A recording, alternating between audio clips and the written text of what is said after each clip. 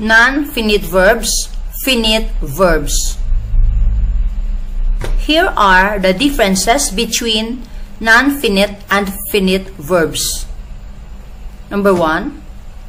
As mentioned earlier, a non-finite verb is a type of verb that doesn't show grammatical tense, person, and number, whereas a finite verb is a type of verb that shows grammatical tense, person, and number.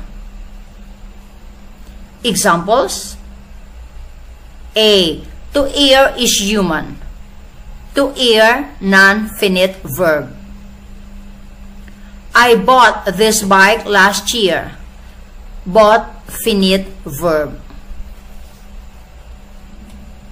Number 2. A non-finite verb does not act as the main verb of an independent clause, whereas a finite verb does.